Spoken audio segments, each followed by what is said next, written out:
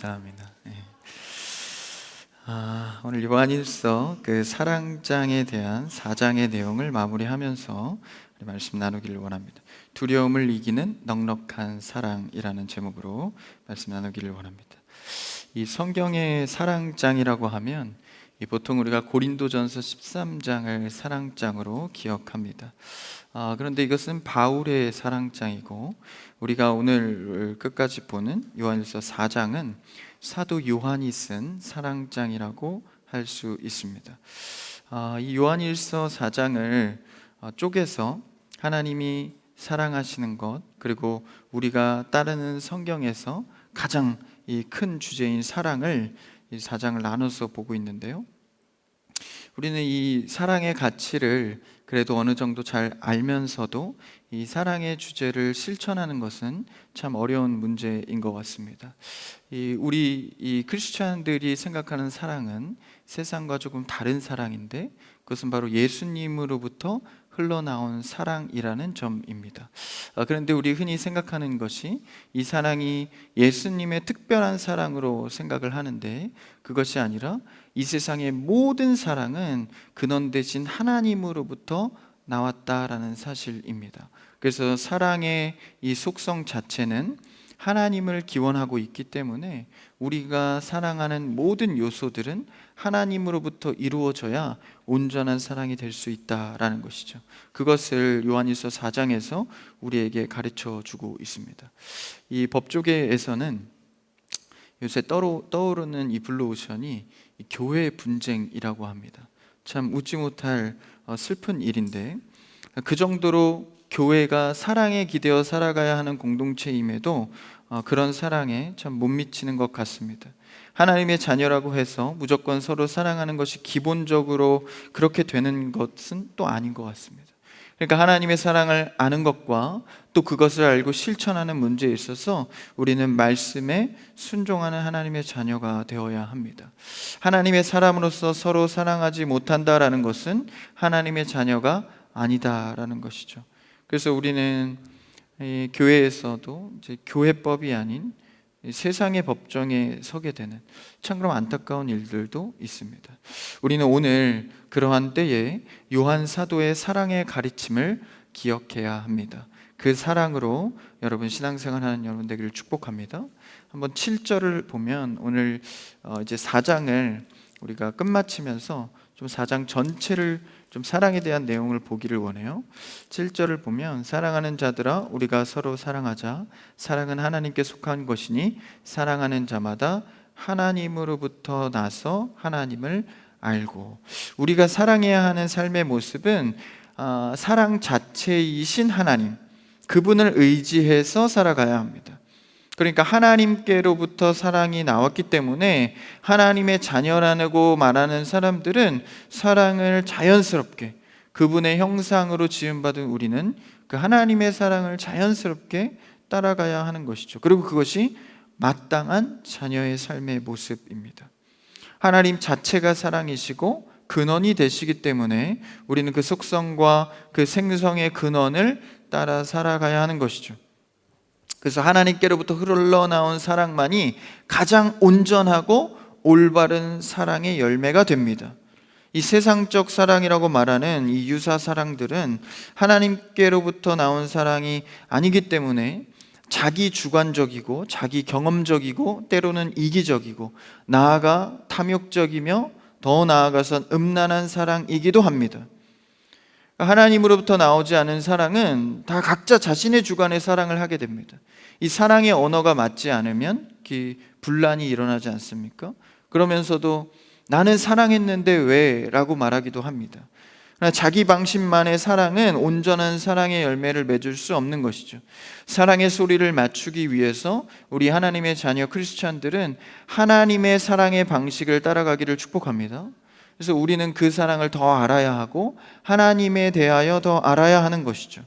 그것이 가장 안전한 사랑이고 건강한 사랑입니다. 가정도 마찬가지죠. 가정도 사랑과 믿음과 신뢰가 없으면 깨지기 마련입니다. 그런데 각자 자신만의 사랑이 아니라 하나님의 사랑으로 세워진다면 가정도 교회도 그런 사랑 가운데 건강하게 세워지기를 원하는 것이죠. 그래서 우리는 하나님의 사랑으로 사랑하는 자가 되어야 합니다. 그럴 때 가장 넉넉하고, 오늘 말씀 제목처럼 두려움을 이기는 넉넉한 사랑을 할 수 있는 것이죠. 하나님께서는 더 나아가서 우리가 3주간, 오늘까지 3주간 다룬 내용을 좀 정리해 보면, 하나님께서는 이 사랑을 그대로 그냥 감정적으로나 입술로만 말하는 것이 아니라 실천하시는 분입니다. 사랑은 곧 행함을 포함하고 있는 자연스러운 속성의 결과이기 때문에 우리는 반드시 이 사랑을 하나님처럼 실천해야 합니다. 7절 이후에 우리 9절, 10절 말씀을 보면 9절을 한번 보시죠. 하나님의 사랑이 우리에게 이렇게 나타난 바 되었으니 하나님이 자기의 독생자를 세상에 보내심은 그로 말미암아 우리를 살리려 하심이라. 사랑은 여기 있으니 우리가 하나님을 사랑한 것이 아니요 하나님이 우리를 사랑하사 우리 죄를 속하기 위하여 화목제물로 그 아들을 보내셨음이라. 하나님의 사랑은 그냥 머물러 있는 사랑이 아니라 우리에게 실천적인 사랑이기 때문에 그 사랑은 구원적, 선교적, 실전적 태도를 우리에게 나타내주고 있습니다. 그러니까 우리가 하나님의 사랑을 받게 되면 자연스럽게 말과 행동으로 반응하게 되어 있다라는 사실이죠. 하나님의 사랑을 받은 자는 나도 모르게 마땅하게 나오는 것이 바로 사랑의 실천입니다. 19절, 오늘 말씀 읽은 것에도 19절에 보면 우리가 사랑하면 그가 먼저 우리를 사랑하셨음이라. 우리가 실천적인 사랑을 이룰 수 있는 길은 먼저 하나님의 실천적인 예수 그리스도의 사랑을 받는 길입니다. 여러분, 그리스도의 사랑을 받아 사랑의 실천으로 나아가는 여러분들을 축복합니다. 저도 제 사랑으로 생각을 하면 어떤 상황이나 저 사람을 사랑하려고 노력은 해보지만 막상 또 내 마음에 안 드는 상황이 닥쳐오면 그 사랑의 한계를 발견하게 됩니다. 그래서 끙끙 앓다가 고민하다가 결국은 치닫게 되는 것이 하나님 앞에 기도하면서 그리스도의 사랑으로 그 상황과 사람을 덮어내는 것이죠. 그럴 때에만 더 넉넉하고 큰 사랑을 할 수 있습니다. 여러분, 나의 한계에 갇혀진 사랑이 아니라 넉넉한 그리스도의 사랑을 발견하는 여러분들을 축복합니다. 그래야 자연스럽게 사랑의 실천을 할 수 있다는 것이죠. 그래서 하나님의 사랑이 우리 가운데 있다면 우리는 그 형상으로 지음받았기 때문에 그리스도를 통하여서 그 형상이 회복되고 모든 영혼들을 바라볼 때 불쌍히 여기고 인격적으로 대하고 조심스럽게 대할 수 있는 것이죠. 본디 우리는 하나님의 형상을 닮았지만 죄 때문에 이그러져서 그리스도의 사랑을 회복할 때만 그 형상으로 살아갈 수 있습니다. 하나님의 형상으로 지음받았기 때문에 그 형상을 회복하기 위해서 그리스도로 나아가고 또한 그 이후에 영혼들을 보는 눈이 달라지는 것이죠. 그래서 내 한계에 갇혀있던 시선들이 그리스도를 통해 열려져서 많은 이들의 영혼을 섬길 수 있는 마음을 갖게 됩니다. 그래서 우리는 한계가 있으나 그리스도의 사랑은 한계가 없어서 내가 더 많은 이들을, 더 많은 사람들을 인격적으로 또 불쌍히 여길 수 있다는 것이죠. 저번 주 말씀을 살펴보면 하나님을 볼 수 있는 방법 중에 서로 사랑하면 하나님을 볼 수 있다고 했습니다. 그러니까 이웃을 사랑하는 삶, 가정을 사랑하고 교회와 또 성도들을 사랑하는 삶만이 하나님을 발견하는 길이 된다라는 것이죠. 그래서 그 열매로 나무의 소속을 알 수 있듯이 우리가 사랑의 결과를 낼 때 하나님 안의 가치함을 느낄 수 있다라는 것이죠. 그래서 우리 공동체는 이 성도 안에서 늘 하나님을 발견하고 배워야 합니다. 함께 하는 거죠. 그래서 혼자 할 때는 하나님 발견하기가 어렵습니다. 항상 영적인 식구들 또 교회 안에서 성도들과 함께 할 때 하나님의 방법과 또 하나님의 일들을 발견하게 되는 것이죠. 삼위일체 하나님의 속성이 함께 하심입니다. 그래서 그분들은 서로 사랑하시고 서로를 섬깁니다. 함께 하시는 사랑의 관계로 우리도 지음받았기 때문에 우리도 함께 할 때 하나님을 발견할 수 있게 되는 것이죠. 그 안에서 그리스도의 낮아짐을 배우고, 내가 낮아지는 것은 어렵지만 그리스도의 낮아짐을 배움으로 함께 할 수 있는 것입니다. 그래서 하나님의 사랑의 완성은 형제의 사랑의 순종을 통해서 완성될 수 있다고 저번 주 말씀에서 살펴봤습니다. 그러니까 하나님의 사랑이 온전하게 되는 것은 교회 공동체가 하나님의 사랑을 확장시키고 실천하는 것에서 이루어질 수 있습니다. 그러니까 십자가를 통해서 이미 하나님의 사랑은 완전하게 이루셨는데 이제 그 목적을 이루는 것이고, 시간에 따라서 그리스도가 다시 오시는 날까지 우리는 그 사랑을 확장하면서 완성해 가는 것입니다. 그래서 왜 굳이 우리를 통해서, 하나님이 그냥 끝까지 하셨으니까 끝까지 완성하시면 되지, 왜 우리를 통해서 사랑을 확장하실까? 앞서 다뤘듯이 하나님은 함께 하시는 속성을 갖고 있기 때문에 사랑하는 이들과 늘 함께 하고 싶어 하십니다. 그러니까 이 사랑의 완성과 확장을 우리를 통해 함께 하고 싶어 하시는 것이죠. 그래서 삼위 하나님의 본질을 따라 우리는 하나님과도 함께하고 이웃과 성도들과도 사랑으로 함께하는 삶을 살아가야 합니다. 이것이 우리가 이 땅 가운데 보내진 미션이자 하나님께서 우리에게 명령하신 일이다라는 것이죠. 내가 거룩하니 너희도 거룩하라. 내 속성 자체가 사랑이니 너희도 서로 사랑하라 라는 것입니다. 그래서 우리는 하나님께서 이것을 원하시기 때문에 함께하고 우리가 서로 같이 할 때 연약하고 부족한 점이 있어도 함께라는 공동체 안에서 늘 살아가야 합니다. 교회에서 어려움 당했다고 무조건 떠나고 안 나오고 이게 아니라 그 안에서 부딪히고 연약하고 부족한 점이 있더라도 품고 덮고 가야 하는 것이죠. 왜냐하면 그리스도의 사랑이 나에게, 우리에게 그렇게 했기 때문입니다. 이 세상에 죄인 중에 의인은 없을 때 하나도 없다고 말씀하셨고, 그리스도의 사랑이 아니면 우리는 구원을 얻을 길이 없습니다. 늘 배신하는 쪽은 우리였고 다시 언약을 갱신하신 분은 하나님이셨습니다. 그러니까 누구도 하나님 앞에 죄를 짓지 않은 자가 없고 그 사랑의 언약의 관점에서 봐도 배신한 것은 늘 우리였습니다. 그럼에도 하나님은 이 구원의 관점에서 우리를 끝까지 이끄셔서 사랑의 구원의 길로 인도하셨다라는 것이죠. 모두가 그렇습니다. 그런데 누가 누구를 미워하고 내가 상처받았다고 해서 어떻게 하나님을 떠날 수가 있겠습니까? 그리스도를 만난 자는 힘겨워도 늘 주님과 함께 해야 합니다. 그때에 하나님을 배우게 되고 그리스도의 낮아짐을 깨닫게 됩니다. 그래서 하나님이 우리의 아버지가 되시니 우리는 하나가 될 수 있습니다. 교회의 머리가 예수 그리스도가 되시니 우리는 하나가 될 수 있습니다. 여러분, 그리스도 안에서 하나 되기를 축복합니다. 교회에도 많은 그룹과 팀과 목장이 있지만 그 머리는 늘 그리스도가 되셔야 합니다. 나의 친분이나 나의 생각으로 그를 평가하는 것이 아니라 그리스도의 사랑을 받은 공동체로서 나도 사랑해야지, 나도 저 허물을 덮어야지. 여러분, 그런 실천이 우리 안에 있기를 축복합니다. 그래서 함께 할 때 예수님의 사역법을 우리가 하나 바라보면, 함께 할 때 제가 좋은 팁을 하나 알려드릴게요. 교회는 항상 낮은 자 쪽에서 기준을 세워서 일해야 합니다. 세상은 전혀 그렇지 않거든요. 평균적으로 어느 정도의 수준의 사람이 있는가, 그 그룹은 평균적인 그룹의 기준을 둡니다. 이 정도 수준, 이 정도 생각하는 사람이 많으니 그 사람들의 기준을 놓고 일을 하죠. 그래야 많은 사람들이 만족하고 일이 되니까. 그러나 교회는 전혀 그렇지 않습니다. 예수님의 사역법은요, 늘 낮은 곳에 시선이 있었습니다. 하나님을 만나지 못한 자, 만났지만 자기의 율법대로 행하는 자, 그리고 어렵고 힘겨운 그 낮은 곳에 늘 예수님은 시선이 머물렀습니다. 그래서 우리도요, 교회에서 평균점을 정할 때 힘 있는 자, 돈 있는 자, 직분이 좀 있는 자, 그런 자로 기준해서 평균이 그러니까 그렇게 기준 삼으면 안 되고요.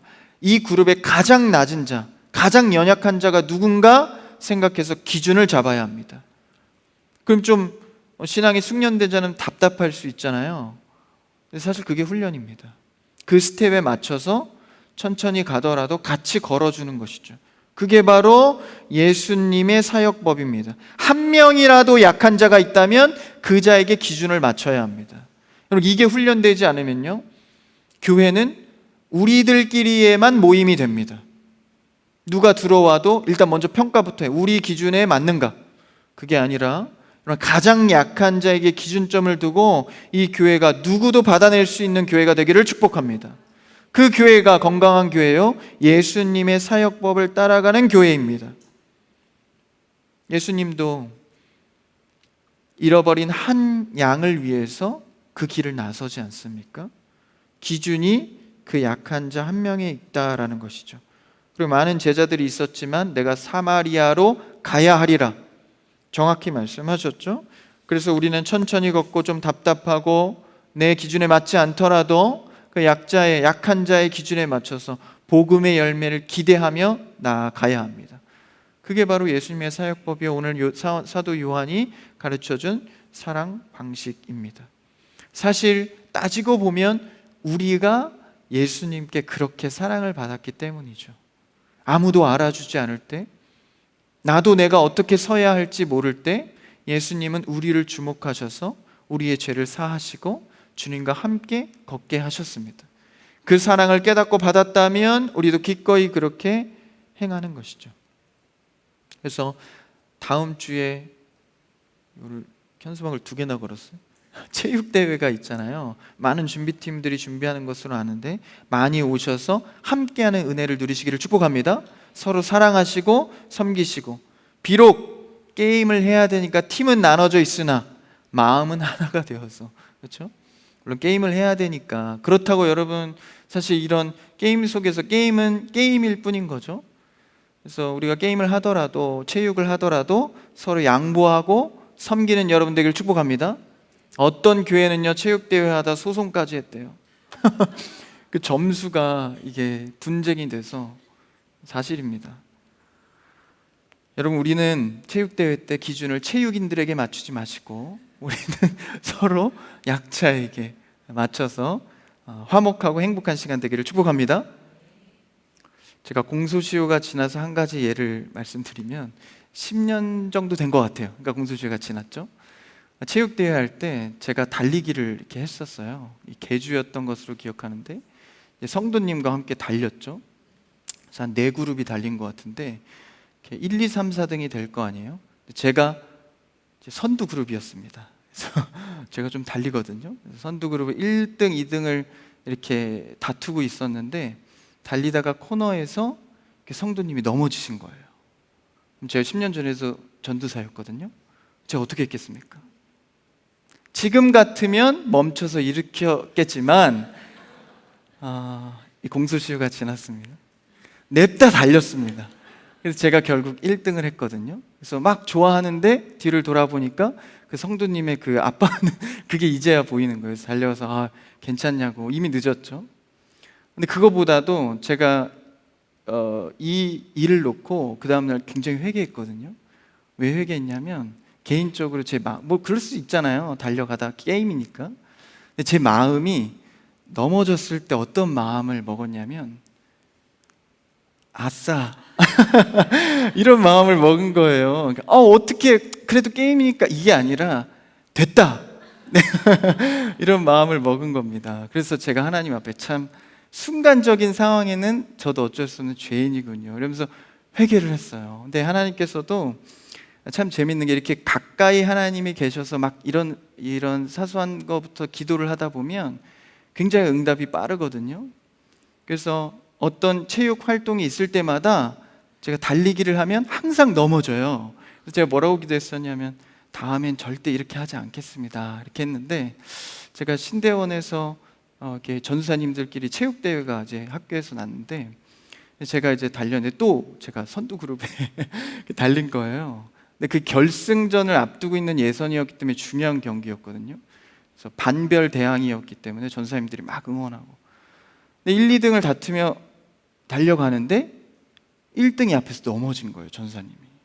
제가 어떻게 했겠습니까? 또 아싸 이건 아니었고요. 제가 멈췄습니다. 멈춰서 전사님 괜찮냐고 딱 일으키니까 뒤에 3, 4등이 앞질러서 확 가더라고요. 그래서 저희 둘은 이제 꼴찌를 해서 결승에 못 올라갔습니다. 근데 전사님들이 막 우르르 저에게 와서 왜 그러셨냐고, 1등이었는데. 그래서 제 사연을 다 말했어요. 그때 막 체육대회 했는데 이러니까 전사님들이니까 오히려 은혜를 받아가지고 그러면 잘하셨다고 그랬던 기억이 있습니다. 체육대회 때 이번에 저는 달리기를 하지 않겠습니다.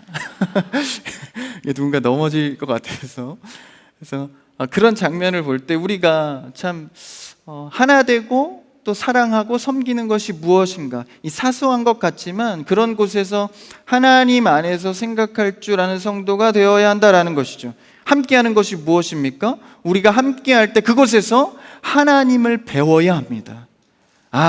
예수님이라면 어떻게 하셨을까? 하나님이 기뻐하실까? 하나님이 좋아하시는 것은 무엇일까?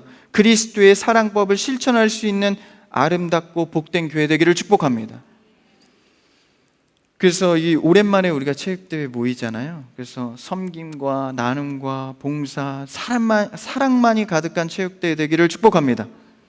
누가 뭐 더 달라 그러면 더 주시고, 배로 주시고, 힘들고 부족한 것이 있으면 또 서로 도와주고, 선물도 많이 준비되어 있다 하더라고요.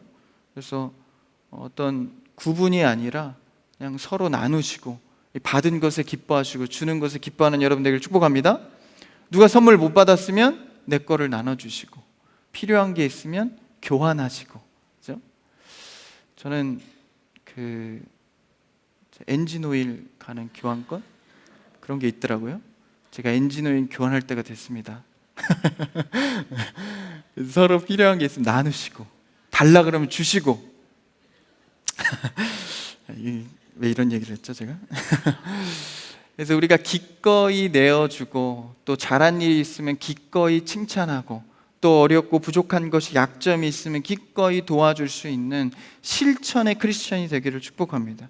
내가 할 수 없지만 그리스도의 사랑이 있으면 화목할 수 있습니다. 그것이 하나님의 사랑인 것을 증명하는 것이죠. 그러니까 단순한 사랑 실천이 아니라 하나님을 발견해야 합니다. 내가 할 수 없는 사랑을 실천하는 것. 그래서 오늘 본문에서도 계속해서 이 사랑에 대한 문제를 이야기하고 있는데, 한번 17절을 본문을 이제 뒤로 와서 한번 볼까요? 17절 시작.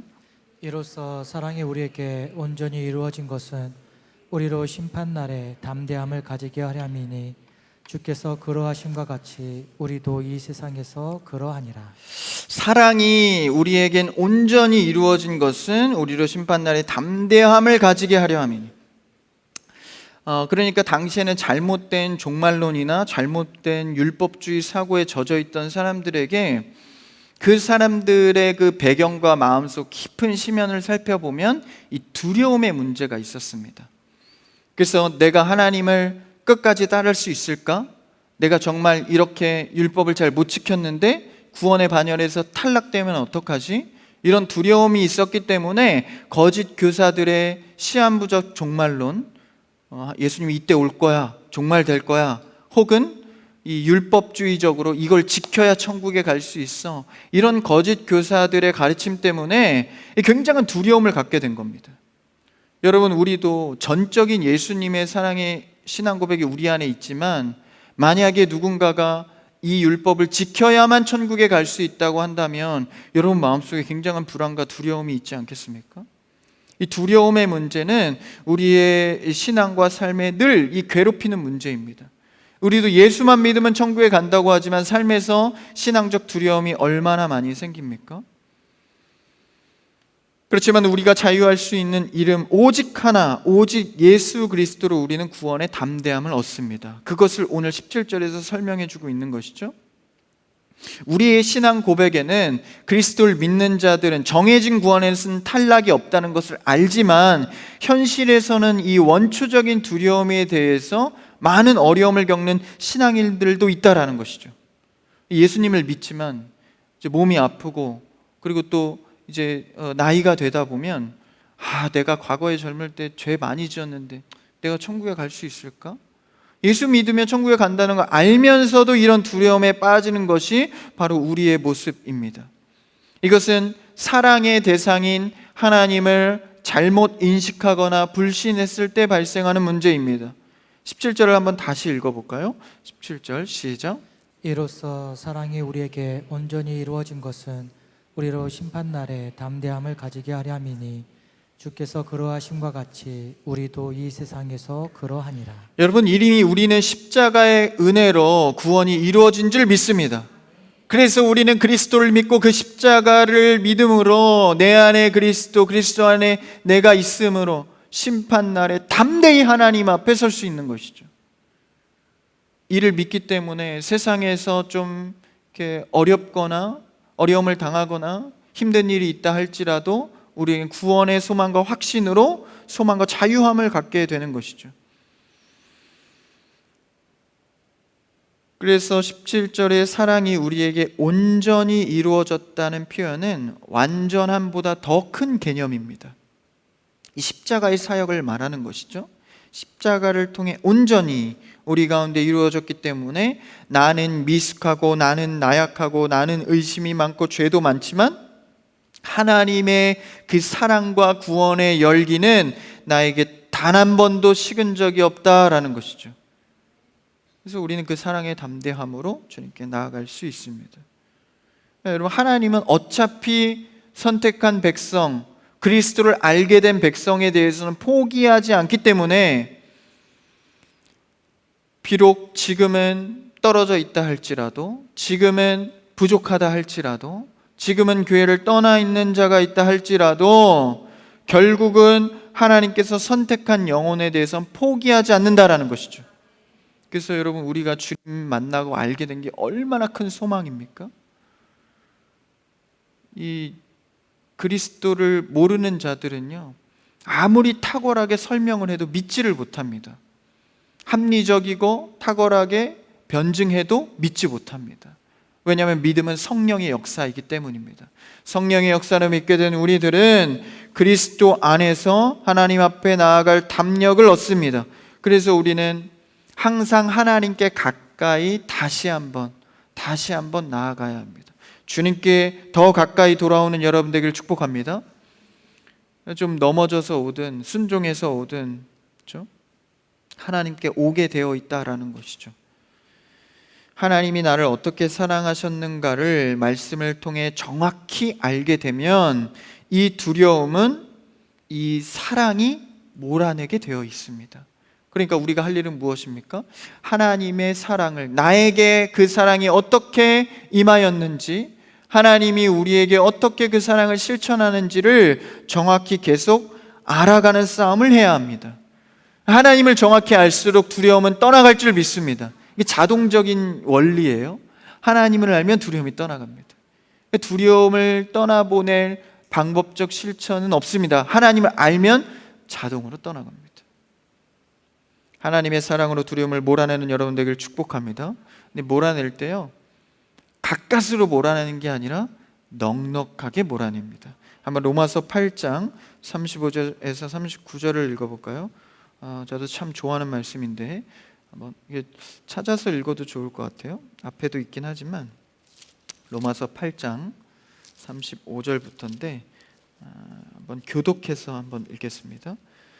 35절 제가 먼저 읽겠습니다. 누가 우리를 그리스도의 사랑에서 끊으리요? 환난이나 공고나 박해나 기근이나 적신이나 위험이나 칼이랴. 기록된 바 우리가 종일 주를 위하여 죽임을 당하게 되면 도살당한 양같이 여김을 받았나이다 함과 같으니라. 그러나 이 모든 일에 우리를 사랑하시는 이로 말미암아 우리가 넉넉히 이기느니라. 내가 확신하노니 사망이나 생명이나 천사들이나 권세자들이나 현재일이나 장래일이나 능력이나 함께요, 시작. 높음이나 깊음이나 다른 어떤 피조물이라도 우리를 우리 주 예수 그리스도 예수 안에 있는 하나님의 사랑에서 끊을 수 없으리라. 아멘. 이 사랑으로 우리는 붙들려 있기 때문에 37절에 뭐라고 말하죠? 우리가 넉넉히 이기느니라. 할렐루야. 그리스도의 사랑이 내 안에 있으므로 우리가 이 두려움의 문제로부터 넉넉히 이긴다라는 것이죠. 사도 요한은 당시의 초대교회들이 거짓 교사들 때문에 이 두려움의 문제를 갖고 있었는데 우리 안에 그리스도가 있으니 그 두려움은 담대함으로 바뀐다라고 가르쳐주고 있는 것입니다. 그래서 잘못된 영지주의적 사상들이 이 우리를 육적인 신앙의 사고로 만들어서 뭔가를 해야 하고 뭔가를 열심히 해야 얻을 수 있을 것 같고 그게 더 우리의 마음에 편하고 그런 생각으로부터 두려움이 찾아온 것을 이 말씀을 통해 해결해 주고 있는 것이죠. 결국 이런 사고방식은요, 인간의 권위만 높아집니다. 왜냐하면 누군가는 이 두려움을 활용해서 이 거짓 교사들이 자신들을 따르게 하는 거예요. 성경에 나와 있지도 않은 다른 율법들을 만들어내서 야, 이걸 해야 복 받지, 이렇게 해야 구원받을 수 있어. 과거 수많은 수백 년 동안의 기독교 역사에도 그런 일들은 굉장히 많이 자행되었습니다. 천주교에서도 수많은 중세교회에서 많은 이런 권위만 높아지고 말씀은 멀어지는 현상들이 많지 않았습니까? 신앙생활을 그렇게 하니까 벌 받는 거야. 이런 사고들 때문에 굉장히 많은 신앙의 폐해를 겪게 되는 것이죠. 여러분, 우리는 오직 그리스도의 사랑 안에 머물 때 담대함을 가질 수 있습니다. 우리의 마음속에 두려운 문제는 떠나가고 율법주의적인 사고가 떠나가고 그리스도의 사랑으로만 온전히 서는 여러분 되기를 축복합니다. 하나님께서 아들을 내어주시기까지 우리를 사랑하신 분입니다. 우리를 벌하려는 의도가 아니라 돌아오게 하려는 주의 사랑이다라는 것이죠. 그래서 우리는 그 하나님의 사랑이 우리의 삶의 어둠과 두려움을 몰아내고 그리스도의 사랑으로 충만케 되기를 축복합니다. 그래서 사도 요한의 가르침처럼 이웃을 사랑하고 또 그 두려움을 넉넉히 이기는 그런 사랑으로 충만하게 되기를 주님의 이름으로 축복합니다.